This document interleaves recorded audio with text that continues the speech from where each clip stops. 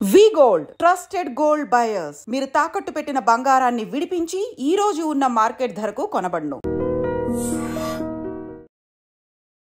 నమస్తే రమేష్ గారు. నమస్తే మేడం. ఎలా ఉన్నారండి? బాగున్నాను మేడం, థ్యాంక్ యూ. అయితే స్టాక్ మార్కెట్లో ఇన్వెస్ట్ చేసేవాళ్ళు ఎప్పుడు ఇన్వెస్ట్ చేసేవాళ్ళు ఇప్పుడు మార్కెట్ డౌన్ అవుతుంది, ఇప్పుడు ఇన్వెస్ట్ చేయాలా వద్దా, ఈ ఎస్ఐపి ప్రొసీజర్ ఏదైతే ఉందో దాన్ని ఫాలో అవ్వాలా లేకపోతే వేరే వాటికి షిఫ్ట్ అవ్వచ్చా అని చెప్పి చాలామంది ఆలోచిస్తున్నారు.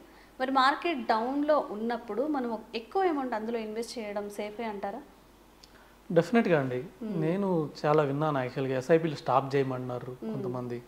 సో సిస్టమేటిక్ ఇన్వెస్ట్మెంట్ స్టాప్ చేసి ఇంకొక అంటే స్లిప్ మోడల్ అనేసి సిస్టమేటిక్ లంసమ్ ఇన్వెస్ట్మెంట్ ప్లాన్ అని చెప్పి కొంతమంది చెప్తున్నారు. అంటే మార్కెట్ పడిన రోజు 1% 2% మార్కెట్ పడింది అనుకోండి, ఆ రోజు కొద్దిగా అమౌంట్ ఇన్వెస్ట్ చేయమన్నారు. అంటే సపోజ్ మనకి నెలకి ఓ 10,000 ఎస్ఐపి రూపంలో ఇన్వెస్ట్ చేయాలనుకుంటే మార్కెట్లో ఒక రోజు హైయెస్ట్ ఫాల్ ఉన్న రోజు చూసి ఒక 5,000 అట్లా కంపల్సరీగా మంత్లో ఒక 2-3 సార్లు హైయెస్ట్ ఫాల్ ఉంటుంది మార్కెట్లో. సో ఆ ఫాల్స్లో ఇన్వెస్ట్ చేయండి అంటున్నారు. మార్కెట్ ఏంటంటే మొత్తం గ్లోబల్ న్యూస్, ఎక్కడ నెగిటివ్ న్యూస్ వచ్చినా ఆ రోజు నెగిటివ్ ఓపెనింగ్ ఉంటుంది, డెఫినెట్గా ఆ రోజు మైనస్ ఉంటుంది, చాలా ఎక్కువ ఉండే అవకాశం ఉంటుంది ఆ న్యూస్ ఇంపాక్ట్ని బట్టి. సో ఆ రోజు ఇన్వెస్ట్ చేయమన్నారు. అది కరెక్టేనా? ఒకటి చెప్పాలంటే యాక్చువల్గా రెండు ఉండాలి. సిస్టమేటిక్ ఇన్వెస్ట్మెంట్ ప్లాన్ ఉండాలి, అలాగే సిస్టమేటిక్ లంసమ్ ఇన్వెస్ట్మెంట్ ప్లాన్ ఉండాలి.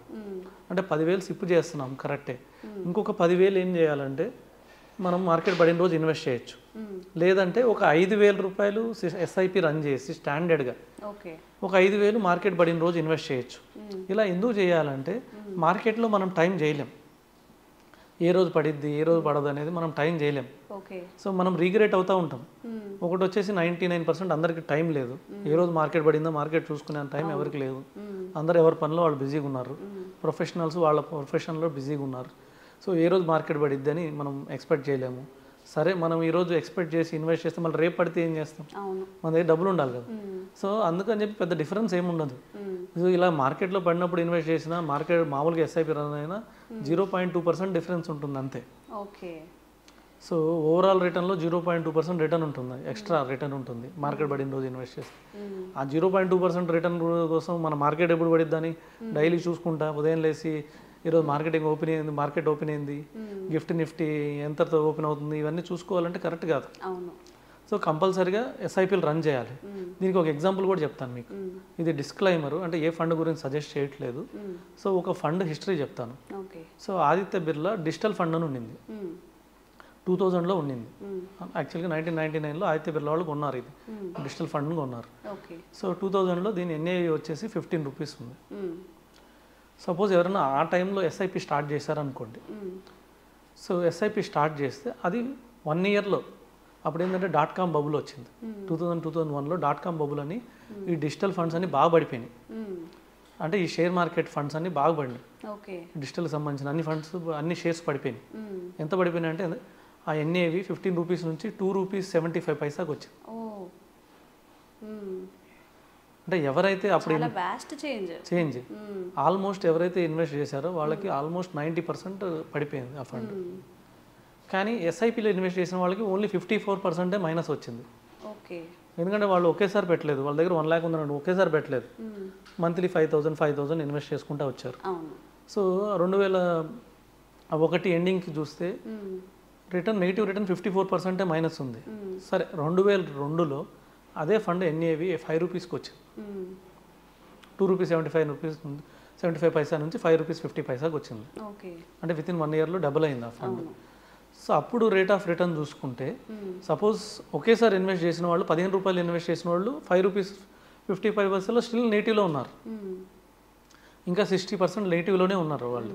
90% నుంచి రికవరీ 60% నెగిటివ్కి వచ్చారు. కానీ ఎస్ఐపిలో ఇన్వెస్ట్ చేసిన వాళ్ళకి +12% రిటర్న్ వచ్చింది. ఎందుకండి అట్లా? అంటే 2001లో ఎప్పుడైతే ₹2.75 అయిందో ఎస్ఐపిలో కొన్నారు. అది ₹2.75 కొన్నారు, ₹2.90 కొన్నారు, ₹3 కొన్నారు, అలాగే ₹3.50 కొన్నారు, ₹4 కొన్నారు. తీరా చూస్తే అది ₹5.50 అయింది. సో ఓవరాల్ రిటర్న్ లెక్కేసుకుంటే ప్లస్కి వచ్చేసారు. 2 ఇయర్స్లో 12% రిటర్న్ వచ్చింది. అంతే కదా, మనం 12% రిటర్నే కదా మనం ఎక్స్పెక్ట్ చేస్తుంది మ్యూచువల్ ఫండ్లో. అంతకన్నా పెద్ద ఇన్వెస్ట్ ఇప్పుడు బ్యాంక్ ఎఫ్డీలో 6% 7%, సో వేరే వాటిలో చూసినా 10% అలా ఉన్నాయి, గోల్డ్ వాటిలో కూడా యావరేజ్ చూస్తే. సో 12% మనకి 2 ఇయర్స్లో ఏది 15 రూపీస్ ఎన్ఏవి 5 రూపీస్ ఎన్ఏవి అయినా కూడా మనకు 12% రిటర్న్ జనరేట్ అయింది. అవును. అక్కడ నుంచి 10 ఇయర్స్ చూడండి. సో 10 ఇయర్స్లో ఆల్మోస్ట్ ఎన్ఏవి 50 రూపీస్ అయింది అది ఆ ఫండ్. సో 2021కి వచ్చేసరికి అది 170 రూపీస్ అయింది ఎన్ఏవి. ఓకే. 2 రూపీ 75% ఎక్కడ, 175 ఎక్కడ. సో ఇప్పుడైతే లంసం పెట్టేసిన వాళ్ళకి మంచి రిటర్నే వచ్చింది. అదే ఎస్ఐపి కట్టిన వాళ్ళకి చాలా ఎక్కువ రిటర్న్ వచ్చింది. సో అందుకని ఎస్ఐపి లాపడం కరెక్ట్ కాదు. షేర్ మార్కెట్ పడేటప్పుడు అసలు కరెక్ట్ కాదు. షేర్ మార్కెట్ అప్పుడు ఎస్ఐపి కంపల్సరీ రన్ ఉండాలి. ఓకే. సో అది ఒక ఇంకోటి ఏంటంటే ఫైనాన్షియల్ డిసిప్లిన్ కూడా మనకు అలవాటు చేస్తుంది. పలానా రోజు మనం అకౌంట్లో 10,000 ఉంచాలి. సో ఆ రోజు మనం ఎలా అయినా సరే 10,000 ఉంచుతాం. అవును. అది మన ఖర్చులను కూడా అదుపు చేస్తుంది. అవును. ఇంకో ఖర్చు తగ్గించుకుంటారు.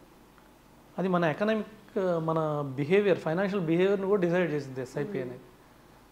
సో ఆ విధంగా మనం డిసిప్లిన్ ఇన్వెస్ట్ చేస్తేనే చాలా మంచి రిటర్న్.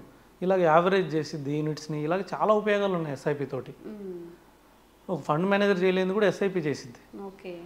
రిస్క్ని యావరేజ్ చేసిద్ది. సో అందుకని చెప్పేసి కంపల్సరీగా ఎస్ఐపి రన్నింగ్లో ఉండాలి. తర్వాత slip model, systematic lump sum investment model. ఎందుకంటే ఓన్లీ ఎస్ఐపితో మన ఫ్యూచర్ అవసరాలు తీరవు. సపోజ్ మనం ఎస్ఐపి 10,000 కట్టుకుంటా పోయి సపోజ్ 10 ఏళ్ళు కడితే 1,20,000 ఇంటూ 10 12 లక్షలు కడితే అదే 30 లక్షలు ఏమైంది. సో 10 ఏళ్ళ తర్వాత 30 లక్షలు సరిపోతాయంటే సరిపో. అవును. అప్పటి ఖర్చులు అప్పుడు ఉంటాయి, లివింగ్ కాస్ట్ కూడా పెరుగుతుంది. ఇక్కడ నుంచి 10 ఏళ్ళ తర్వాత అంటే పిల్లలు పెద్దగా అవుతారు. అవును. తర్వాత మనం కూడా రిటైర్మెంట్ దగ్గర పడతాం. సో ఇల్లు కొనాలి, కారు కొనాలి, ఇంకొక ఇల్లు ఉంటే ఇంకో ఇల్లు కొనాలి, కారు ఉంటే కొద్దిగా లగ్జరీ కారు తీసుకోవాలి. 30 లక్షలు సరిపోతాయంటే సరిపోవు. సో అప్పుడు అవసరాలకు తగ్గట్టు అప్పుడు ఈవీ కార్లు వస్తాయి, కొత్త కొత్త ఏ హౌస్లు వస్తాయి. సో వాటన్నిటికీ అమౌంట్ సరిపోతుందంటే 30 లక్షలు సరిపోవు. అందుకనేసి మార్కెట్ పడుతున్నప్పుడు ఇంకో 10,000 కూడా ఇన్వెస్ట్ చేయాలి నెల.